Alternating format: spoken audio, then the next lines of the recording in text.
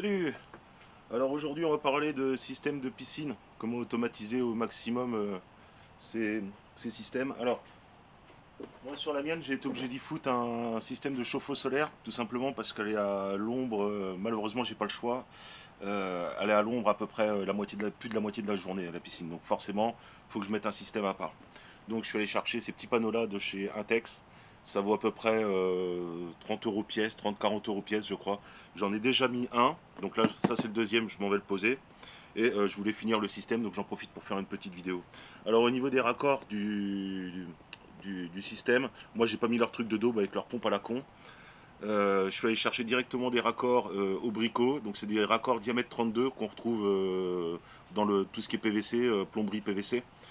Donc voilà, c'est du diamètre 32 et il y a directement tous les raccords avec les bons filetages et tout pour accorder ça sur du tuyau d'arrosage. Alors j'ai pris du tuyau d'arrosage, pourquoi? Bah tout simplement parce que ça s'enquille pile poil avec une pompe à eau Bosch. Généralement celle qu'on utilise pour les pompes à eau de mobilette, qui sont à la base prévues pour les voitures. Donc la pompe à eau, moi je l'ai trouvée sur genre Oscaro ou un truc comme ça, je l'ai payé 50 balles.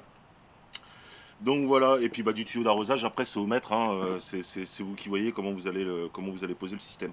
Alors entre l'eau qui rentre là-dedans, en plein soleil, et l'eau qui en ressort, il y a à peu près 5 degrés d'écart. Donc un panneau c'est assez suffisant. Seulement, enfin un chauffe-eau solaire c'est suffisant.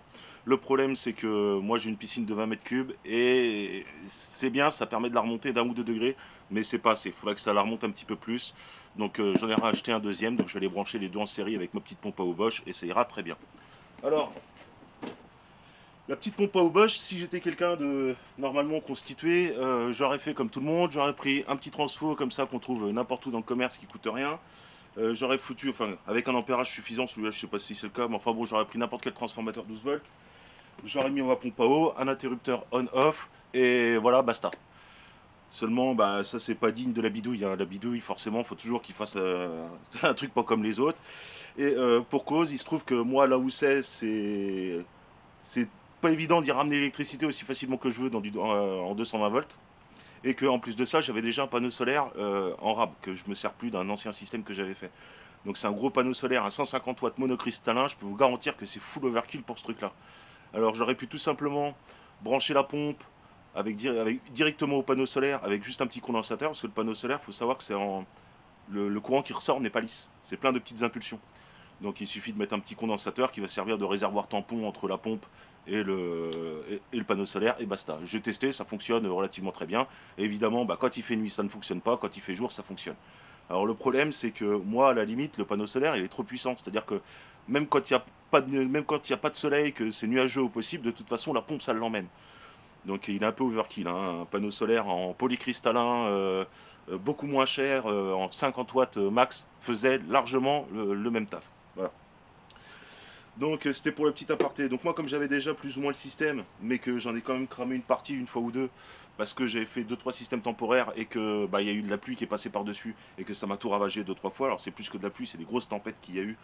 C'était quoi il y a un mois ou deux, je pense que chez vous aussi. Vous avez dû en avoir des petits retours. Donc bah moi j'avais déjà ma batterie, hein, qui est une batterie qu'on retrouve sur les scooters, ce qu'ils appellent des scooters 4 roues de petits papis là, qui roulent là, machin, un siège avec un guidon là. Voilà, ça c'est une batterie de ça. Donc on peut retrouver dans les jouets aussi pour les gamins, les espèces de petites voitures où on met le gamin. Enfin, le gamin il peut se mettre dedans pour pouvoir la conduire. Ou les petites motos. Voilà, c'est une batterie de ça, alors ça coûte une trentaine d'euros à peu près. Là, j'ai un régulateur de charge solaire qu'on trouve n'importe où sur Amazon. J'ai dû le payer peut-être une vingtaine d'euros, un truc dans le genre. Ensuite, j'ai un système qui va avec une sonde de température. Alors ça j'en ai fait une vidéo qui en est dédiée, qui dure une vingtaine de minutes, parce qu'en fait tout ça n'a pas vraiment d'importance, c'est quasiment uniquement ce truc là qui a de l'importance, donc je vous laisserai aller voir la vidéo. Ça coûte 5 euros sur AliExpress, et un peu moins de 5 euros d'ailleurs, et je vous dis tout, comment ça se paramètre, tout le bordel. Donc voilà, avec le système de son et un système de marche forcée. Alors, au début, j'avais pas le système de sonde et il fallait que je descende manuellement de chez moi pour aller appuyer sur le bouton. Ça m'a gavé parce que bah, un coup sur deux j'avais la flemme, un coup sur deux j'oubliais, etc., etc. Donc je me suis dit, pour 5 euros de plus, ça y pense à ma place et ça se déclenche dès que le soleil arrive sur la sonde. Voilà, ça y pense à ma place. Alors la sonde, elle va être plantée sur un piquet comme ça, dans lequel j'ai fait une petite bricole en PLA vite fait, hein, modélisée. ce qui me permet de mettre la sonde dedans, parce que ces sondes-là sont extrêmement sensibles, et que s'il y a un coup de soleil, un coup de vent, un coup de soleil, un coup de vent, la température va varier suffisamment pour que mon système se déclenche, s'arrête, ce qui risque de ne pas plaire au relais à long terme et à la pompe non plus. Donc pour éviter ça, tout simplement, j'ai foutu un écart de température relativement important là-dedans, et j'y ai mis ce système en PLA, ce qui va permettre de maintenir la température, une température stable autour de la sonde. Donc je l'ai tout simplement peint au jaune parce que le PLA en plein soleil, je pense que ça va pas aimer la blague. Donc la peinture est là pour essayer de le protéger un petit peu. Est-ce que ça va tenir longtemps ou pas? Je sais pas, mais bon, si ça tient pas, c'est pas grave. Je ferai un autre système, un bout de truc enroulé dans du plastique. Enfin, ça n'a pas grande importance ce truc-là, je veux dire. Même un simple bout de scotch enroulé autour avec un bout de chiffon suffirait largement à stabiliser la température de ce truc-là. Bon, moi c'est juste que je me suis amusé un peu. Donc j'ai repris un autre thermomètre, comme je le disais dans la vidéo de ce truc là, pour pouvoir calibrer ma sonde qui, elle, vu que j'ai rallongé le fil forcément et que c'est une thermistance, il a fallu que je le recalibre. Donc ça, la calibration était faite, hein, je l'ai faite dans un verre d'eau froide tout simplement. Ça fonctionne plutôt pas trop mal. Et puis bah voilà, il n'y a pas trop grand chose à dire là-dessus. Alors je vais pas vous faire le schéma du câblage du bordel parce que ce serait vraiment vous prendre pour des imbéciles. Donc là j'ai tout simplement l'entrée panneau solaire. Ça, c'est la sortie pour la pompe et c'est tout. Voilà. Et puis bah, forcément ma sonde que je vais mettre en plein soleil au-dessus du chauffe-eau solaire Intex. Et donc dès que le soleil va arriver, clac, forcément ça va se mettre en route. Donc voilà, et donc tout ça est mis dans un petit boîtier qui est posé sur un piquet que j'ai planté dans le sol, qui a un peu plus de 50 cm, il y a à peu près 50 cm entre la boîte et le sol, ce qui permet que quand ça pleut, l'eau ne puisse pas rentrer dedans. Et il y a un petit trou que j'ai fait, que je n'ai pas condamné dans le fond volontairement, pour que quand même, au cas où il y ait de l'eau qui se mette dedans, ça puisse s'évacuer. Et de toute façon, rien ne peut être dans l'eau à ce niveau-là, tout est en hauteur. Donc j'ai mis une petite tôle au-dessus. Alors la tôle, c'est d'un pour le protéger éventuellement de la grêle, même si en vérité, vu comment ça branlouille, une grosse grêle, ça l'emmène. C'est plus pour le protéger du soleil, ce truc-là. Parce que moi, le matin, de ce côté-là, il est à l'ombre. L'après-midi, de ce côté-là, il est à l'ombre, parce qu'il y a un truc de chaque côté. Par contre, le soleil, quand il est au zénith, à midi pile, il se prend tout dans la gueule. Donc pour éviter qu'il fasse trop chaud dans cette boîte, j'ai foutu ça au-dessus, et de façon à laisser suffisamment d'air pour que la chaleur puisse s'évacuer.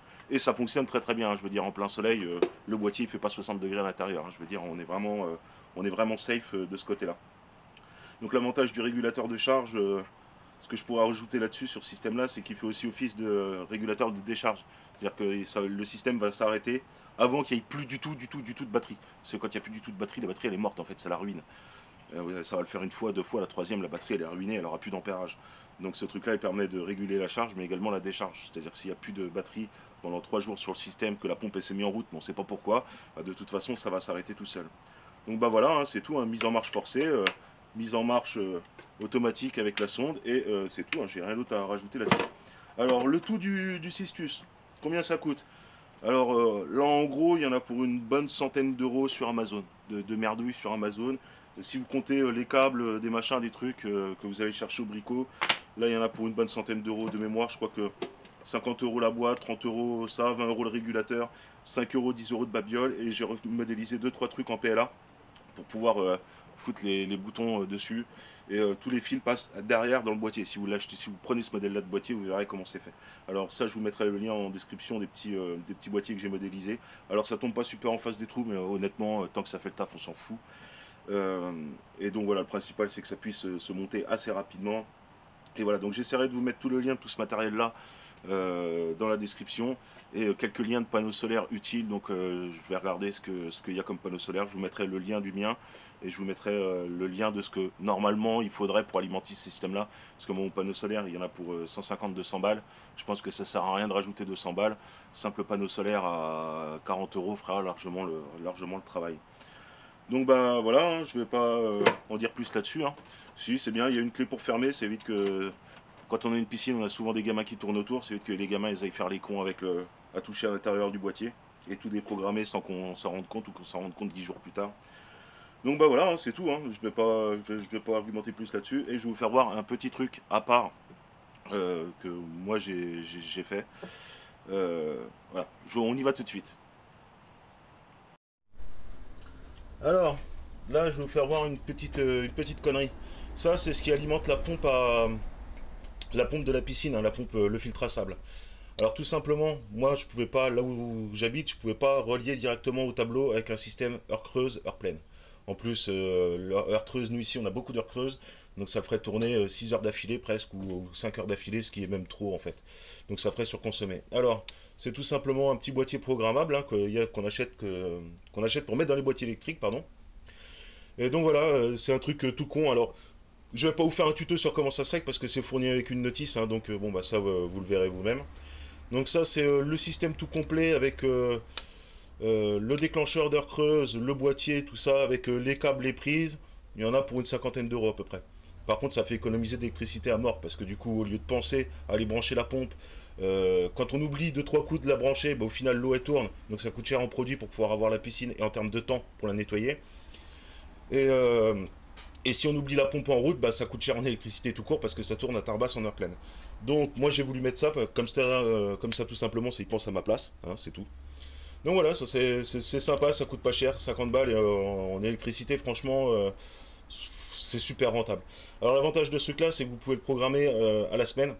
C'est-à-dire que si vous avez des enfants, forcément, ils auront plus tendance à se baigner le mercredi et samedi dimanche. Donc vous pouvez mettre deux trois heures de plus le mercredi et samedi dimanche. Du fait que bah, comme il y a des gens qui sont allés dans la piscine, notamment des gamins qui s'essuient pas les pieds avant de rentrer et sortir de dedans, etc. etc. Forcément, l'eau, ça va la crader deux fois plus vite, donc la pompe aura besoin de tourner un peu plus. Donc c'est plutôt pas mal de pouvoir rajouter des heures au jour où la piscine est susceptible d'être un petit peu plus malmenée qu'en temps ordinaire. Voilà, c'est tout à ce niveau-là. Donc bah voilà, hein, ma mission de gros feignant de tout automatiser pour que tout se passe à ma place est accomplie. Donc je vais aller rebrancher tout le système une dernière fois parce que moi j'avais déjà fait pas mal de tests et tout. Donc là j'avais deux modifs à faire. J'en ai profité pour faire la vidéo. Je vais aller mettre mon deuxième chauffe-eau solaire Intex parce que le premier ça sera 4, avec 5 degrés d'écart entre ce qui rentre et ce qui ressort. Mais sur une piscine de 20 mètres cubes c'est à peine assez. Donc là je vais aller poser le deuxième pour que ça augmente un petit peu la température et que ça chauffe un peu plus la piscine. Raccorder tout ça pour que tout soit automatisé et voilà. Donc c'était l'histoire de vous donner des idées sur comment vous pouvez automatiser un maximum les choses. Alors ça coûte un petit billet hein, au final si vous comptez les câbles, les machins, les conneries, plus le panneau solaire et tout, ça va vite être un billet de 200 balles quand même la comédie. Par contre après vous vous occupez de plus rien, voilà. Et c'est pas la femme ou les enfants qui vont vous dire ouais non mais c'est bon on va s'occuper de la piscine et qui en fait s'occupent jamais et puis après ça retombe sur nous parce qu'on a qu'à le faire et voilà. Donc bah là au moins tout se fait tout seul, hein. Comme ça il y a pas de lézard. Bon bah voilà, hein, c'est tout, hein, on a fait le tour. Allez, salut.